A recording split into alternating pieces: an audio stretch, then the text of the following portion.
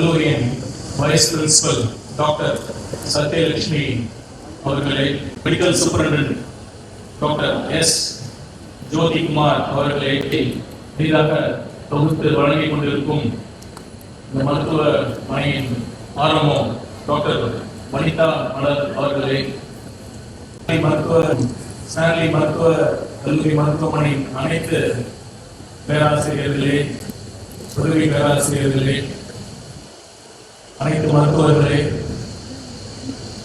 மருத்துவமனை மற்றும் மருத்துவக் கல்லூரி ஊழியர்களே, செவிலியர்களே, இந்த விழாவின் நாயகர்கள் ஆகிய இன்று பட்டம் பெறப்போகும் எனது அருமை நாளைய தமிழகத்தின் மருத்துவ சேவையை நனவாக்கக்கூடிய டாக்டர்ஸ் ஆகிய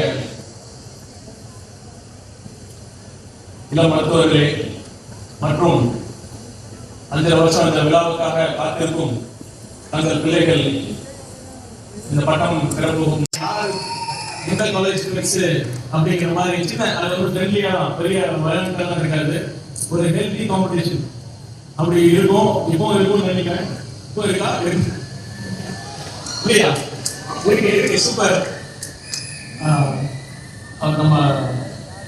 நம்ம டீன் கூட எம்எம்சிஎன் தான். அவர் எம்எம்சி அலுமினி அசோசியேஷனை ஸ்டார்ட் பண்ண ரொம்ப ஈகரா முன்னெடுத்து இருக்காரு. அது ஸ்டான்லி அசோசியேஷனை பார்த்து, ஸ்டான்லி அலுமினி அசோசியேஷனை பார்த்து எம்எம்சி அலுமினிஸா இருந்தாலும் முடிக்கிறப்ப லாங் ஸ்டான்லி இருக்குன்னு சொன்னாரு. ஒருவேளை சொல்லாம முடிச்சிருந்தா அது பெரிய குத்தமா போயிருக்கும். கரெக்டா பொலிட்டிக்கலி கரெக்டா லாங் லிவ் ஸ்டான்லி ஸ்பிரிட் சொல்லி முடிச்சாரு. அப்புறம் ஸ்டான்லியோட என்னோட அனுபவங்கள் ரொம்ப எங்க சீனியர்ஸ்லாம் ப்ராக்டிஸ் பண்ணிட்டு இருக்கப்ப டக்குன்னு அப்பலாம் ஜஸ்ட்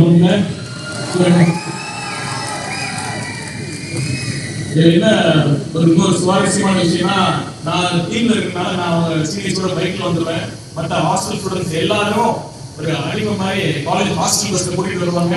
கூட்டிட்டு வந்து உட்கார வச்சு ஒரு ரேங்க் மாதிரி இருக்கும், அதை உட்கார வச்சு ஸ்லோகன் சொல்லி தருவாங்க. எல்ஐசி 14 மாதிரி, அப்புறம் அது மாதிரி ஒவ்வொன்றா புதுசா அப்பதான் ஃபர்ஸ்ட் இயர்ஸ் இருப்பாங்க.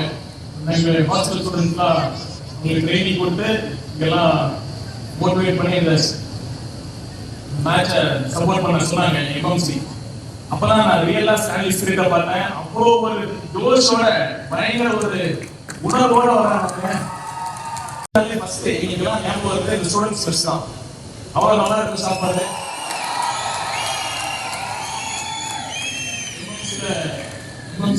கான்ட்ராக்ட் மிஸ் இருந்தது. நல்லா இருந்தா ஒரு மாசம் நல்லா இருக்கு, அதுக்கப்புறம் கஷ்டமா போச்சு. ஆனா இங்க இருக்கிற பசங்களாம் சொல்லுவாங்க ஸ்டான்லி மிஸ் சூப்பரா இருக்கும் அப்படின்னு. இங்க வந்து சாப்பிட்டுருக்கோம். உண்மையாலுமே சாப்பாடு ரொம்ப தரமா இருந்தது. ட்ரெடிஷன், ஸ்டான்லி ட்ரெடிஷன் நீங்க எல்லாம் ஃபாலோ பண்ணி இது வரைக்கும் இன்னும் ஸ்டூடெண்ட்ஸ் நீங்க ஃபாலோ பண்ணிட்டு இருக்கீங்க. விமர்சனம் இப்போ ஆரம்பிச்சிருக்கீங்க. அதை பார்த்து அப்புறம் நாங்கள் வேந்த இன்னொரு முக்கியமான அம்சம் என்னன்னா, ஸ்டான்லியில சர்ஜரி டிபார்ட்மெண்ட்டும் ஹேண்ட் சர்ஜரி டிபார்ட்மெண்ட்டும் அவ்வளோ ஃபேமஸ். உண்மையில நாங்கள்லாம் பார்த்து பராமரிக்கணும். எம்எம்சியில் இப்படி இல்லையே அப்படின்னு உண்மையாலுமே நாங்கள் பராமரிக்கணும். அந்த அளவுக்கு ஒரு surgery department, hand surgery department அவ்வளோ ஃபேமஸாக இருக்காங்க. இதெல்லாம் தாண்டி இன்னொரு 3 ஸ்பெஷல் கனெக்ஷன் எனக்கு ஸ்டான்லிக்கு இருக்கு. நான் ஃபைனல் இயர் படிக்கிறப்ப, ஃபைனல் இயர் படிக்கிறேன் கரெக்டாக ஞாபகம் இருந்தேன். அப்போ ஹாஸ்டல்ல நாட்கள் அப்போ ஒரு சின்ன எங்களுக்கும் ஒரு சீரியஸ்க்கும் ஒரு சின்ன பிரச்சனை ஆயிடுச்சு. அப்போ நாங்கள் ஒரு 5 பேர் வந்து கண்டிப்பாக ஹாஸ்டல் எல்லாம் திருப்பி எங்களை அடி விழுந்துரும் அப்படின்னு வேற எங்கேயாச்சும் போகணும் அப்படின்னு நினைக்கிறப்ப ஃபர்ஸ்ட் எங்களுக்கு தோணுது ஸ்டான்லி ஹாஸ்டல் தான். எங்க பேட்ச் வச்சிருந்தாங்க. ஒரு 3 நாள் நாங்கள் ஸ்டான்லி ஹாஸ்டல் வந்து நான் தங்கியிருந்தோம். அப்புறம் அடுத்து நானும் ஸ்டான்லி ஸ்டூடெண்ட் தான், தெரியுமா? நானும் ஸ்டான்லியோட அலுமினஸ் தான். நான் பிஜி மெடிசன் முடிச்சுட்டு எம்டி சைக்காட்ரி ஸ்டான்லியில 6 months நான் பண்ணேன். 6 months அங்கே பண்ணிட்டு தான் அதுக்கப்புறம் டிஎன்பிஎஸ்சியில் மெடிக்கல் ஆஃபீஸில் அசிஸ்டன்ட் சர்ஜனாக செலக்ட் ஆகி அப்புறம் நான் ஒரு கிருஷ்ணகிரி மாவட்டத்தில் மருத்துவ அதிகாரியாக ஜாயின் பண்ணி என்னோட சிவில் சர்வீஸ் ப்ரிப்பரேஷன் ஆரம்பித்தேன். So I am also proud ஸ்டான்லியன்.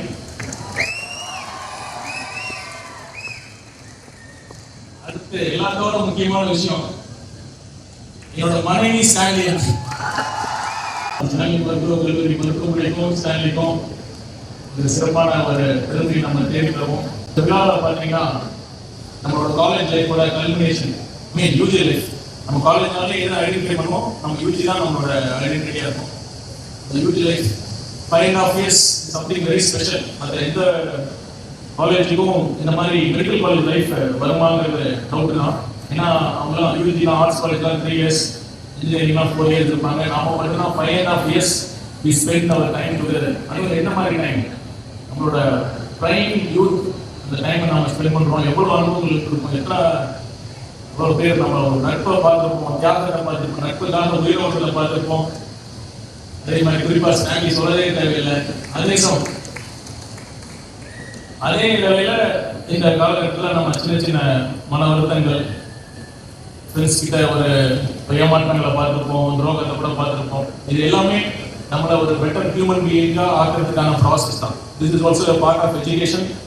So we have to grow.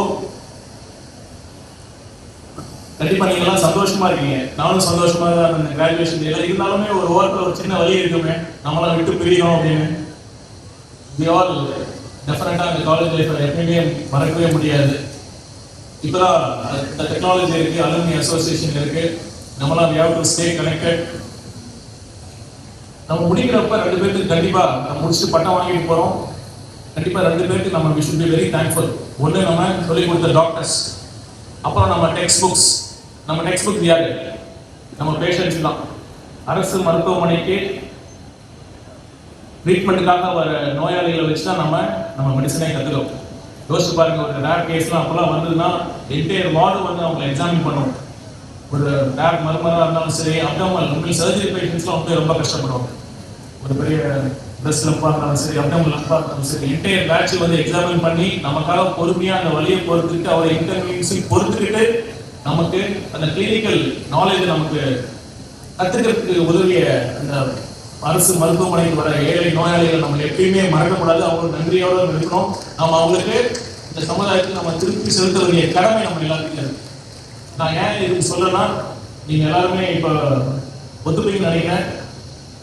நான் பழைய இதுக்கு முன்னாடி அந்த மெடிக்கல் காலேஜஸோட கிராஜுவேஷன் ஃபங்க்ஷன்லேயும் சொன்னேன், இங்கேயும் சொல்றேன். இப்ப டாக்டர்ஸ் எத்திக்கலா ப்ராக்டிஸ் பண்றாங்களா அப்படிங்கிற ஒரு கேள்வி நிறைய மக்கள் இருக்கு. பிரிஸ்கிரிப்ஷன்ஸ்லாம் அன்னெசரி பிரிஸ்கிரிப்ஷன்ஸ், ஒரு தேவையில்லாத சர்ஜரிஸ் கன்சர்வேட்டிவாக மேனேஜ் பண்ண முடிஞ்சாலும் சர்ஜரிக்கு போகிறது. குறிப்பாக சிசேரியன் செக்ஷன், நான் இந்த நேரத்தில் அதை சொல்கிறேன். சிசேரியன் செக்ஷனோட இன்சிடென்ட்ஸ் ரொம்ப அதிகமாக இருக்குது. கிட்டத்தட்ட more than 50% ஆயிடுச்சு. 60% சில இன்ஸ்டிடியூஷன்ஸில் நடக்குது. சரி, டாக்டர்ஸ் எல்லாருக்குமே நான் ஒரு வேண்டுகோள் விடுக்கிறேன். என்னன்னா, ஒருத்தர் இங்க வந்து சொன்னாங்க, ஏன் கார்பரேட் ஹாஸ்பிட்டல்ல சிசேரியன் செக்ஷன் அதிகமாகுதுன்னா, பொசிஷியன்ஸ் அவங்க மார்னிங் அட்மிட் பண்றாங்க, பார்க்குறாங்க, லேபர் ப்ரோக்ரஸ் ஆகுறது பார்க்குறாங்க, இன்டியூஸ் பண்றாங்க. அப்படி ப்ரோக்ரஸ் ஆகலைன்னா நைட் சிசேரியன் எடுத்துக்கிறாங்க. ஏன்னா they don't want to spend their night anxiously waiting for calls for surgery அப்படிங்கிற ஒரு பர்செப்ஷன் பப்ளிக் மனசுல இருக்கிறதுங்கிறத நாம மறுக்க முடியாது. இந்த டைம்ல நமக்கான பொறுப்பு நமக்கு இருக்கு. மக்கள் ரொம்ப விஜிலண்டா இருக்காங்க, பேச ஆரம்பிக்கிறாங்க. நம்ம இந்த சமுதாயத்துக்கு, இந்த மெடிக்கல் துறைக்கும் நம்ம உண்மையா இருக்கணும், நம்ம எத்திக்கலா ப்ராக்டிஸ் பண்ணணும். அதனாலதான் உங்ககிட்ட சொன்னேன். நம்ம இது முடிச்சுட்டு ஹிப்போக்ரட்டிக் ஓத் நம்ம எடுக்க போறோம்.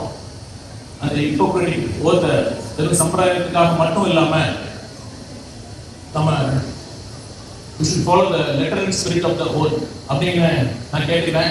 கண்டிப்பா உங்களுக்கு அட்வைஸ் பண்ணா பிடிக்காது. டென்சி க்ரௌடுக்கெல்லாம் as a friend and friendly-ஆ சீனியராக சொல்றேன். இன்னொரு சின்ன விஷயம், just it's not an advice, just as a mind. எனக்கு தெரிஞ்ச ஒரு சொல்றேன்னா, நான் நீங்க கண்டிப்பா எல்லாரும் பிஜி படிக்க போறீங்க, கரெக்டா? பிஜி படிக்காம யாருமே இருக்க முடியும் அப்படின்னு நம்பிக்கை யாருமே இருக்காது. கண்டிப்பா நீங்க ட்ரை பண்ண போறீங்க. சில பேர் ஃபர்ஸ்ட் அட்டெம்ப்ட்லேயே கிடைக்கலாம், சில பேருக்கு செகண்ட் அட்டெம்ப்ட் கிடைக்கலாம், சில பேர் சர்வீஸ் போவீங்க. இந்த காம்படிட்டிவ் எக்ஸாம் கிராக் பண்ணணும்னா அது கண்டிப்பா நீங்க எல்லாமே பிரைட் ஸ்டூடெண்ட்ஸ் தான். இல்லைன்னா நீங்க நம்மளாம் ஸ்டாலிக்கு அட்மிஷன் கிடைச்சிக்கல. இருந்தாலும் எனக்கு தெரிஞ்ச என்னோட எக்ஸ்பீரியன்ஸ்ல சொல்றேன். ஏன்னா நான் நிறைய காம்படிட்டிவ் எக்ஸாம் ஃபேஸ் பண்ணியிருக்கேன், மெடிக்கல் என்ட்ரன்ஸ் எழுதியிருக்கேன். யூபிஎஸ்சி சிவில் எக்ஸாம்ஸ் எழுதுறீங்க, எல்லாமே ஒரு டஃபஸ்ட் எக்ஸாம்ஸ் தான். பொதுவாகவே இப்போ எது which is a better determinant of success அப்படின்னு பார்த்தீங்கன்னா உங்களோட ஐக்யூவோட நம்மளோட இக்யூ தான். எப்படி அந்த ஸ்ட்ரெஸ்ஃபுல்லான சுச்சுவேஷன்ஸ் நம்ம ஹேண்டில் பண்ணுறோம், அந்த எக்ஸாமுக்கு லாஸ்ட் 1 வீக் நம்ம அதே மென்டல் காம்னஸோட படிக்கணுமா. ஏன்னா இப்போ பார்த்தீங்கன்னா மெமரியும் நம்ம படித்தா ஞாபகம் வச்சுக்கணும்ல, அது நம்ம பிரெயின் நிறைய ஸ்டடிஸ், சைக்காலஜியில் நிறைய ஸ்டடிஸ்லாம் சொல்லியிருக்காங்க. நம்ம காமாக இருந்தால் தான் நம்ம மெமரி இன்க்ரீஸ் ஆகும். ஸோ அதனால நீங்கள் எமோஷனல் கோஷன்ட்டை வளர்த்துக்குங்க. பொதுவாக டாக்டர்ஸ் ரொம்ப ஷெடியூல் போட்டு படிப்போம் நம்மளாம். என்ன 5 to 5:15 tea time, 5:15 to 6 studies, அப்புறம் மினிட்டுக்கு நம்ம ஷெடியூல் போட்டு நீங்களாம் படிக்க தான் போகிறீங்க. நானும் அப்படி தான் படிச்சிருக்கேன். அது இல்லாமல் ஷெடியூல் போடுறப்ப கண்டிப்பாக take a time off on every weekends. ஒரு சண்டே நீங்கள் சண்டே ஆஃப்டர்நூன் ஒரு டைம் எடுத்து ஒரு மூவியாக போங்க, ரிலாக்ஸ் பண்ணுங்க, உங்கள் ஹாபியை டெவலப் பண்ணிக்கங்க. அப்போ தான் I'm saying, please believe me, please trust me, that is not a waste of time. That will make your brain sharper and it will make ready for your next weeks of preparation. So அதனால் emotional கோஷன்ட்டை வளர்த்துக்கோங்க. அப்புறம் இதை சொல்லணும்னா எப்படி, மாண்புமிகு தமிழக முதலமைச்சர் திரு ஜோசப் விஜய் அவர்கள் தலைமையில் எவ்வளோ ஒரு சிறப்பான ஆட்சி நடந்துட்டு இருக்குன்னு நான் சொல்லி உங்களுக்கு தெரிய தேவையில்லை. இந்த ஒரு மாசத்துல எந்தெந்த துறையில எவ்வளோ ஒரு மாற்றங்கள் இந்தமாதிரி நடக்குமா அப்படின்னு யாருமே யோசிக்க மாட்டாங்க. ஒரு இன்ஸ்டிடியூஷன் டிபார்ட்மெண்ட்டாக இருக்கட்டும்,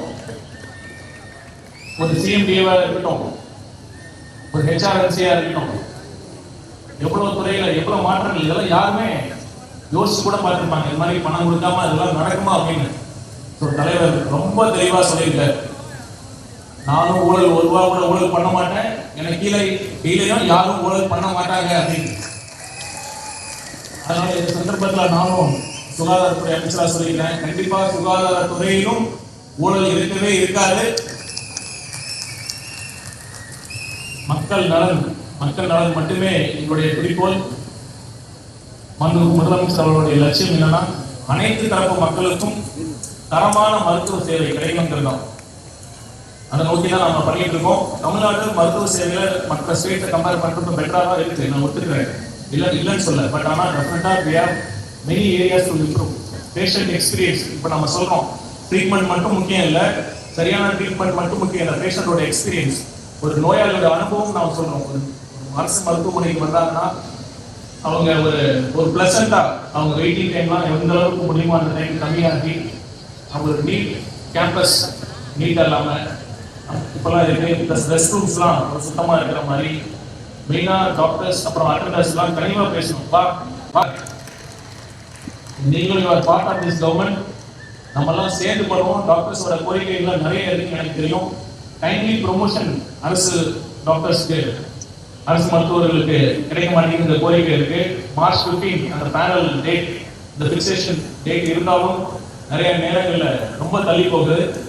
கண்டிப்பாக இந்த வருஷத்தை விட்டுருங்க, அடுத்த வருஷத்துல இருந்து உங்களுக்கு அந்த பேனல் ஃபிக்சேஷன் அதெல்லாம் கண்டிப்பாக ப்ராப்பராக டைம் போட்டால் நடக்குன்ற இந்த உத்தரவாதத்தை மாண்புமிகு முதலமைச்சர் அவர்களோட வழிகாட்டுதல் படி நான் தெரிவிச்சுக்கிறேன். ரொம்ப சொல்லி உங்களை போர் அடிக்க விரும்பல. நீங்கள் எல்லாரும் ரொம்ப சிறப்பாக பண்ண போறீங்க. வாழ்க்கையில் நம்ம திரும்பவும் இங்கே பிஜி எங்கே பண்ண போகிறோம்னு தெரியல, எந்த காலேஜில் இருப்போம்னு தெரியல, எந்த கண்ட்ரியில் இருப்போம்னு தெரியல. எங்கே போனாலும் சரி நம்ம நாட்டையும் தமிழ்நாட்டையும் நீங்கள் படித்த இந்த ஸ்டான்லி காலேஜையும் மறக்காதீங்க ட்ரீட் பண்ணி அந்த நோயாளியோட அனுபவங்கள், அந்த பேஷண்ட் எக்ஸ்பீரியன்ஸ் சொல்கிற அந்த அம்சத்தை நம்ம கண்டிப்பாக மேம்படுத்த வேண்டிய தேவை, கடமை நமக்கு அரசு மருத்துவமனைக்கு இருக்கு. ஸோ அதையும் நம்ம கண்டிப்பாக பண்ணுவோம். அப்புறம் இந்த நேரத்தில் நான் சொல்லிக்கிறேன், முன்னெல்லாம் எப்படி கடந்த ஆட்சியில் எப்படி இருந்தோ தெரியாது. கண்டிப்பாக நான் என்னோட முதல் மீட்டிங்கு, இந்த டிஎம்இ மீட்டிங்கும் சரி, ஜாயிண்ட் டைரக்டர் மீட்டிங்கும் சரி, கண்டிப்பாக நான் சொன்ன ஒரே விஷயம் என்னன்னா, ஐ எம் ப்ரவுட் டாக்டர். கண்டிப்பாக டாக்டர்ஸோட டிக்னிட்டி குறையிற மாதிரி பப்ளிக் பிளேஸில் நடந்துக்கவே மாட்டேங்க. இது நம்ம கவர்மெண்ட். கரெக்டாக long live Stanley, long live Stanley spirit. நம்ம கடவுள் சொல்ற மாதிரி கான்ஃபிடண்டா இருங்க. நன்றி, வணக்கம்.